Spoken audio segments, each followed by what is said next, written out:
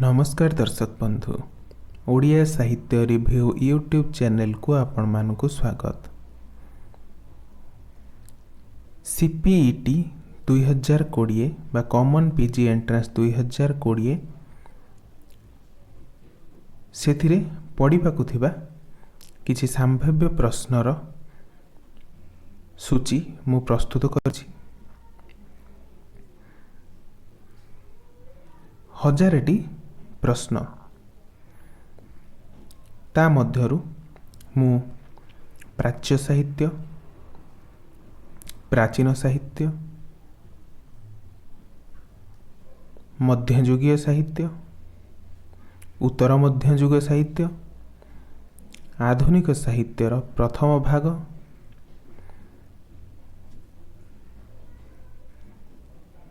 ता संपर्क रे आलोचना करि सारछे एवं सत्यवादी सबुज प्रगतिवादी साहित्यर मध्य एक भाग प्रस्तुत करिछि। ता संपर्क रे किछि मल्टीपल चॉइस क्वेश्चन प्रस्तुत करछि। जदि आपण माने वर्तमान पर्यंत मध्य सही क्वेश्चन मान देखि नाहंती तेबे जाई मो चैनल रु देखि पारंती। आज आमे आलोचना करिबा स्वाधीनोत्तर साहित्य संपर्क रे। एही स्वाधीनोत्तर साहित्य कौन ना स्वाधीनता परवर्ती साहित्य को स्वाधीनोत्तर साहित्य कहा जाए। स्वाधीन उत्तर साहित्य स्वाधीनता परवर्ती साहित्य को स्वाधीनोत्तर साहित्य भाव रे विवेचना करा जाए। सेही स्वाधीनोत्तर साहित्य रे आमे आलोचना करिबा आज कविता काबा काव्य एवं गल्प संबंध रे। स्वाधीनता परवर्ती काव्य कविता एवं स्वाधीनता परवर्ती गल्प संपर्क रे। एवं जेहेतु वीडियोटी बहुत बड़ हो जिवो सेथि पई आगामी अध्याय रे आमे आलोचना करिबा स्वाधीनता परवर्ती उपन्यास, नाटक, एकांकिका एवं समालोचना प्रबंध।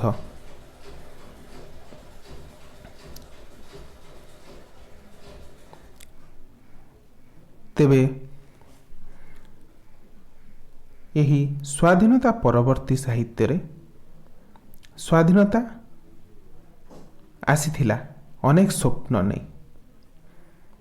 गांधी हत्या, समाजवादी राष्ट्र गठन, रामराज्यर स्वप्न, स्वाधीनता जनित प्राक धार्मिक संघर्ष पालटिला स्वप्न भंगर कारण। सामाजिक जीवन धारा रे क्षमतांध राजनीति अंध राजनीति एहा उपरे अनेक प्रभाव पकाइथिला। तेबे 1947 मसीहारू 1970 मसीहा पर्यंत यही समय खंड को ओडिया साहित्यर प्रयोगवादी युग भाव रे विवेचना करा जाइथाय एवं ताहा पूर्वरु प्रगतिवादी युग रहितिला। 1970 परवर्ती समय रे जो रचना मान रचित होइछि ताहाकू अत्याधुनिक युग भाव रे विवेचना करा जाए आज पर्यंत। तेबे आलोचना करिबा आसंतु स्वाधीनता परवर्ती साहित्य रे काव्य कविता एवं गल्प संबंध रे। प्रथम प्रश्न, पद्मावती काव्य पई किए गजपति महाराज गठारु काव्य भारती उपाधि पाइथिले? सुंदरमणि पट्टनायक। त्रिधारा कविता संकलन रे केते गोटी कविता रहिछि? 501टी। एहार रचयिता हेउछंती अन्नपूर्णा दास। समुद्र स्नान कविता गुरुप्रसाद महांती रचना करिछंती। टीएस इलियट को वेस्टलैंड कवितार ओडिया अनुवाद कोन? एहार ओडिया अनुवाद हेउछि काल पुरुष। एहाकू रचना करिछंती गुरुप्रसाद महांती। पिंगलार सूर्य रचना करिछंती ବେଣୁଧର ରାଉତ। ନଈ ଆରପାରି ଗାଁ କିଏ ରଚନା କରିଛନ୍ତି? ଭାନୁଜୀ ରାଓ। ସଞ୍ଚୟନ କବିତା ବିଦ୍ୟୁତ୍ ପ୍ରଭା ଦେବୀ ରଚନା କରିଛନ୍ତି। ଓଡ଼ିଆରେ ଗଜଲ ଲେଖିଥିବା ପ୍ରଥମ ମହିଳା କିଏ? ମହାବିଦ୍ୟା ବହିଦାର। କୋଶଳୀ ବାଲ୍ମୀକି କିଏ? ହେମଚନ୍ଦ୍ର ଆଚାର୍ଯ୍ୟ। ସେ କୋଶଳୀ ସାହିତ୍ୟରେ ଅନେକ କାବ୍ୟ କବିତାମାନ ରଚନା କରିଥିଲେ ଏବଂ ତାହାକୁ ପ୍ରଚାର ପ୍ରସାର କରିଥିବାରୁ ତାଙ୍କୁ କୋଶଳୀ ବାଲ୍ମୀକିରୁ ଆଖ୍ୟା ଦିଆଯାଇଥାଏ। ରମାଦେବୀ କାହାର କନ୍ୟା? ରମାଦେବୀ ପଣ୍ଡିତ ନୀଳକଣ୍ଠ ଦାସଙ୍କର କନ୍ୟା। ସକଳ ତୀର୍ଥ ତୋ ଚରଣେ କାହାର ରଚନା? ଏବଂ ବଦ୍ରିକା ଯିବି କି କାରଣେ ରମାଦେବୀଙ୍କର ରଚନା। ଉତ୍ତର ପୁରୁଷ କିଏ ରଚନା କରିଥିଲେ? ନନ୍ଦିନୀ ଶତପଥୀ। ଆଙ୍ଗ୍ରିମ୍ୟାନ୍ ଓ ବ୍ଲାଷ୍ଟମ୍ୟାନ୍ ଭାବରେ କିଏ ପରିଚିତ? ରବି ସିଂ। ଚରମପତ୍ର କିଏ ରଚନା କରିଥିଲେ? ରବି ସିଂ। ଶେଷୋକ୍ତ କିଏ ରଚନା କରିଥିଲେ? ନାରାୟଣ ପ୍ରସାଦ ସିଂ। ସପ୍ତମ ଋତୁ କିଏ ରଚନା କରିଥିଲେ? ରମାକାନ୍ତ ରଥ। ଏହା ହେଉଛି ଏକ ମୃତ୍ୟୁ କବିତା। ଶ୍ରୀରାଧା କେଉଁ କାବ୍ୟ? ଶ୍ରୀରାଧା ମିଥ୍ ରୂପ କାବ୍ୟ। ଏହାକୁ ରଚନା କରିଥିଲେ ରମାକାନ୍ତ ରଥ। ଦୃଷ୍ଟିରୁ ଦ୍ୟୁତି। ଦୃଷ୍ଟିରୁ ଦ୍ୟୁତ ରଚୟିତା କିଏ? ନା ବ୍ରହ୍ମୋତ୍ରୀ ମହାନ୍ତି। ପଦଧ୍ୱନି କିଏ ରଚନା କରିଛନ୍ତି? ମନୋଜ ଦାସ। ଯଯାତି କିଏ ରଚନା କରିଛନ୍ତି? ଶରତ ଚନ୍ଦ୍ର ପ୍ରଧାନ। ରବି ସିଂଙ୍କ କବିତା ସଂକଳନର ନାମ କ'ଣ? ପଥପ୍ରାନ୍ତର କବିତା। ପଥପ୍ରାନ୍ତର ଏর ପ୍ରାନ୍ତ ହେଇଛି, ଏଇଟା କିନ୍ତୁ ପଥପ୍ରାପ୍ତର କବିତା। ପଥପ୍ରାପ୍ତ 1959 ମସିହାରେ ଏହାକୁ ରଚନା କରିଥିଲେ ସେ। ଭାନୁମତୀର ଦେଶରେ ନାୟକ ନାୟିକା କିଏ? ତରଙ୍ଗ ଓ ବନିତା। ନଜା ନଜା କହୁ କହୁ ର ରଚୟିତା କିଏ? ରମାକାନ୍ତ ରଥ। ଏହାକୁ ସେ 2007 ମସିହାରେ ରଚନା କରିଥିଲେ। ଚମ୍ପକ ବରଣୀ ହୋ କିଏ ରଚନା କରିଥିଲେ? ଗୁରୁକୃଷ୍ଣ ଗୋସ୍ୱାମୀ। ସମୟର ଧୂସର ବାଲିରେ ଏହାକୁ କିଏ ରଚନା କରିଥିଲେ? ଶ୍ରୀନିବାସ ଉଦ୍ଗାତା। ମନର ମାନଚିତ୍ର କିଏ ରଚନା କରିଥିଲେ? ବ୍ରଜନାଥ ରଥ। ପରିକ୍ରମା କିଏ ରଚନା କରିଥିଲେ? ଜଗନ୍ନାଥ ପ୍ରସାଦ ଦାସ। ଆସିବାର ବେଳ କିଏ ରଚନା କରିଥିଲେ? ବୀଣାପାଣି ମହାନ୍ତି। ସୀତାକାନ୍ତଙ୍କ କେଉଁ କବିତା ଗ୍ରନ୍ଥ ଅଭିବ୍ୟକ୍ତି ନୂଆ ମୋଡ଼ ବୋଲି ସୁରେନ୍ଦ୍ର ମହାନ୍ତି କହିଛନ୍ତି? ସମୁଦ୍ର। ଗ୍ରୀଷ୍ମ ଋତୁରେ ରେଳଯାତ୍ରା କିଏ ରଚନା କରିଥିଲେ? ରମାକାନ୍ତ ରଥ।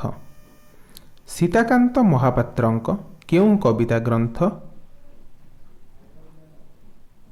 ଶେଷ କବିତା ଗ୍ରନ୍ଥ ଏଇଟା ଭୁଲ ହେଲା। ସୀତାକାନ୍ତ ମହାପାତ୍ରଙ୍କର ପ୍ରଥମ କବିତା ସଂକଳନର ନାମ କ'ଣ?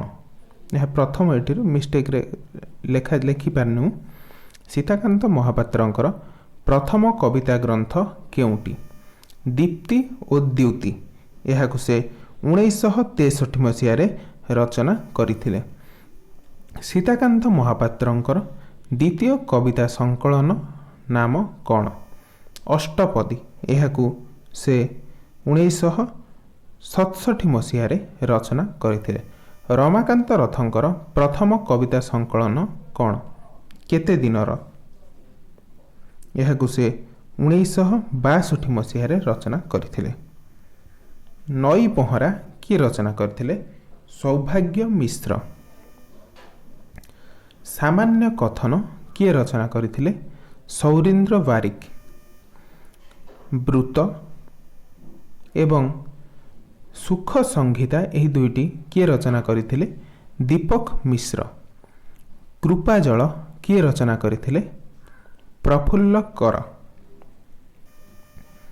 ମାଳବିକାର ସ୍ୱପ୍ନ କିଏ ରଚନା କରିଥିଲେ? ପ୍ରବୋଧ କୁମାର ମିଶ୍ର। ସ୍ତ୍ରୀ ଲୋକ କିଏ ରଚନା କରିଥିଲେ? ଗିରିବାଳା ମହନ୍ତ। ଏଇଟା ମହାନ୍ତି ହେବ, ମିଷ୍ଟେକ୍ରେ ମହନ୍ତ ହେଇଯାଇଛି। ସାହାଡ଼ା ସୁନ୍ଦରୀ କିଏ ରଚନା କରିଥିଲେ? ପ୍ରତିଭା ଶତପଥୀ। ଅରଣ୍ୟ ମଇଁଷି କିଏ ରଚନା କରିଥିଲେ? ଦୀପକ ମିଶ୍ର। ମିଥ୍ ଏକ କ'ଣ? ମିଥ୍ ହେଉଛି ପୁରାଣ କଳ୍ପ। ପୁରାଣର କଥାବସ୍ତୁକୁ ନେଇ, ପୁରାଣର ଚରିତ୍ରକୁ ନେଇ କାବ୍ୟ, କବିତା, ଉପନ୍ୟାସ, ଗଳ୍ପ ବା ଯେକୌଣସି ଲେଖାଯାଇଥାଏ ନା କାହିଁକି ତାହାକୁ ମିଥ୍ କୁହାଯାଇଥାଏ, ମିଥ୍ ଧର୍ମୀ ଲେଖା କୁହାଯାଇଥାଏ। ନୀଳ ସରସ୍ୱତୀ କିଏ? ଦେବଦାସ ଛୋଟରାୟ। ଶୈଳକଳ୍ପ କିଏ ରଚନା କରିଥିଲେ? ନୀଳ ସରସ୍ୱତୀ ଭୁଲରେ କହିଦେଲେ। ନୀଳ ସରସ୍ୱତୀ କିଏ ରଚନା କରିଥିଲେ? ନା ଦେବଦାସ ଛୋଟରାୟ। ଶୈଳକଳ୍ପ କିଏ ରଚନା କରିଥିଲେ? ରାଜେନ୍ଦ୍ର କିଶୋର ପଣ୍ଡା। ପଦ୍ମପାଲିଙ୍କିର ରଚୟିତା କିଏ? ଶତ୍ରୁଘ୍ନ ପାଣ୍ଡବ। ସେ ସାରଳା ପୁରସ୍କାର ପ୍ରାପ୍ତ ମଧ୍ୟ। ଧାନ ସାଉଁଟା ଝିଅ କିଏ ରଚନା କରିଥିଲେ? ହୃଷିକେଶ ମଲ୍ଲିକ। ଶବରୀ ଚର୍ଚ୍ଚା କିଏ ରଚନା କରିଥିଲେ? ବଂଶୀଧର ଷଡ଼ଙ୍ଗୀ। ବଜ୍ରଯାନର ରଚୟିତା କିଏ? ସୌଭାଗ୍ୟ କୁମାର ମିଶ୍ର। ଲୁହର ଓହଳର ରଚୟିତା କିଏ? ଦେବେନ୍ଦ୍ର ଦାସ। ସୁଦୂରରୁ ଅନେକ ଦୂର କିଏ ରଚନା କରିଥିଲେ? ଦିଲ୍ଲୀପ ଦାସ। କୁମାର କବି କିଏ? ବାଗ୍ମୀ ଅରକ୍ଷିତ ପ୍ରଧାନ ହେଉଛନ୍ତି କୁମାର କବି। ରୂପ ମନ୍ଦିରର ଚିଲିକା କିଏ ରଚନା କରିଥିଲେ? ବାଗ୍ମୀ ଅରକ୍ଷିତ ପ୍ରଧାନ। ଗୀତ ଗୋବିନ୍ଦର ପଦ୍ୟାନୁବାଦ କିଏ କରିଛନ୍ତି? ପ୍ରଫୁଲ୍ଲ ଚନ୍ଦ୍ର ତ୍ରିପାଠୀ। ପାଦ ପଦ୍ମର ରଚୟିତା କିଏ? ଗୌରହରି ଦଳାଇ। ଶୈଳକଳ୍ପର ରଚୟିତା କିଏ? ରାଜେନ୍ଦ୍ର କିଶୋର ପଣ୍ଡା। ବିଷାଦ ଯୋଗର ରଚୟିତା କିଏ? ଫନି ମହାନ୍ତି। ଅହଲ୍ୟା କାହାର ଦ୍ୱିତୀୟ ଗ୍ରନ୍ଥ? ପ୍ରସନ୍ନ ମହାନ୍ତିଙ୍କର। ଠିକଣା ନଥିବା ଚିଠିର ରଚୟିତା କିଏ? ଗୌର ପଟ୍ଟନାୟକ। ଅନନ୍ତ ଶୟନର ରଚୟିତା କିଏ? ଶକୁନ୍ତଳା ଦେବୀ। କୁନିପୁଅ ଓ ନିଷ୍ପାପ ସକାଳର ରଚୟିତା କିଏ? ଗୋପାଳକୃଷ୍ଣ ରଥ। ଇପ୍ସିତ କ୍ରୋଧର ରଚୟିତା କିଏ? ଆଶୁତୋଷ ପରିଡ଼ା। ଏକତ୍ର ସୂର୍ଯ୍ୟଚନ୍ଦ୍ରର ରଚୟିତା କିଏ? ମମତା ଦାସ। ଅପରାହ୍ନର ଛାଇର ରଚୟିତା କିଏ? ସଚି ମହାନ୍ତି। ଗୀତି ବର୍ଣ୍ଣାଳୀର ରଚୟିତା କିଏ? ଅଲେଖ ଚନ୍ଦ୍ର ପଢ଼ିଆରୀ।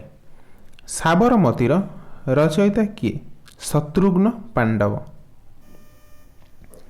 ବିଧାନସଭା କବିତାର ରଚୟିତା କିଏ? ଦିଲ୍ଲୀପ ଶ୍ରୀଚନ୍ଦନ। ଅଲଗା ଅଯୋଧ୍ୟାର ରଚୟିତା କିଏ? ସେନାପତି ପ୍ରଦ୍ୟୁମ୍ନ କେଶରୀ। ପୂତନା ଏହାର ରଚୟିତା କିଏ? ସେନାପତି ପ୍ରଦ୍ୟୁମ୍ନ କେଶରୀ।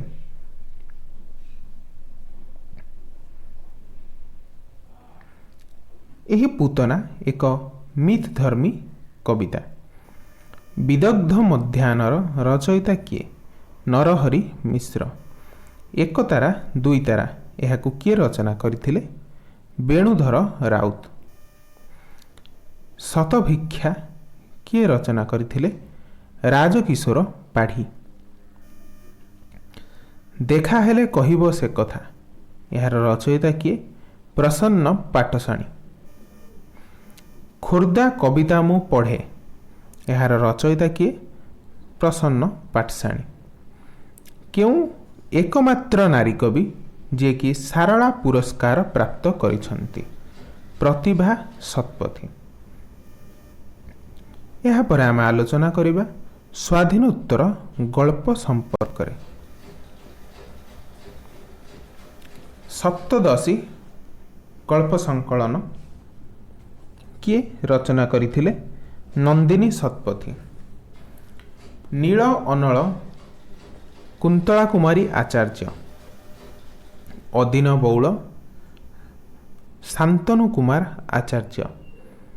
ଅରଣ୍ୟକ ଏଠାରେ ଭୁଲରେ କୁନ୍ତଳା କୁମାରୀ ଆଚାର୍ଯ୍ୟ ହେଇଯାଇଛି, एटा कुंतला कुमारी साबत।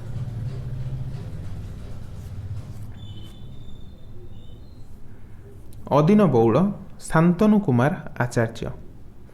अरण्यक गल्प संकलन मनोज दास। मेघ और अन्यान्य गल्प रमाकांत रथ। हिरण्यगर्भ रवि पट्टनायक। बंध्या गांधारी रवि पट्टनायक 1988 मसीह रचना करथिले। पाट देई बीणापाणी महांती रचना करिसंती। बीणापाणी महांती को यही अल्प दिन है अति बड़ी जगन्नाथ दास पुरस्कार प्रदान करा जायछि। लक्ष्मीर अवसार अभिसार यार रचयिता किए मनोज दास। सुओ मुहेरे पतर यार रचयिता किए प्राणबंधु कर। गोपपुर यार रचयिता हेउछंती रामचंद्र बेहेरा। सबुठारु दीर्घ राति यार रचयिता किए चंद्रशेखर रथ। सबुज गोलाप सबुज पत्र और धूसर गोलाप यार रचयिता किए सुरेंद्र महांती। रुटी और चंद्र यार रचयिता किए सुरेंद्र महांती। उड़ंता थालिया यार रचयिता हेउछंती गोकुलानंद महापात्र। ठाकुर घर यार रचयिता किए किशोरी चरण पट्टनायक। अभिशप्त गंधर्व यार रचयिता किए महापात्र नीलमणि साहू। स्नायु और सन्यासी यार रचयिता किए अच्युतानंद पति। झड़र ईगल और धरणीर कृष्णसार यार रचयिता किए अखिल मोहन पट्टनायक। खदड़ मुनि यार रचयिता किए सुनील मोहन मिश्र। दृष्टिर दुई प्रांत यार रचयिता किए विजय कृष्ण महांती। सुना पानिया यार रचयिता किए रमा देवी जी नीलकंठ दासंकर सुपुत्री। सबुजाक स्वप्न यार रचयिता किए चंद्रशेखर रथ। मिश्र राग यार रचयिता किए गोविंद दास बारिस्टर गोविंद दास। फूलर गोटे सुरभि यार रचयिता किए सातकोड़ी होता। मो गल्प सातकोड़ी होता यह सातकोड़ी होतांकर शेष गल्प संकलन जहाँ 2007 मसीह प्रकाशित होइथिला।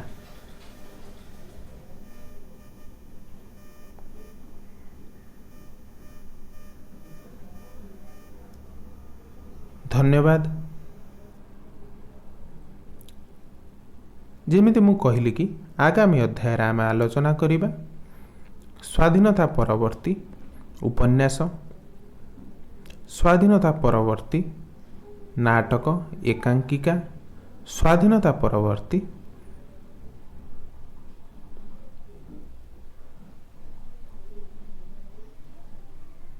प्रबंध और समालोचना संपर्क रे।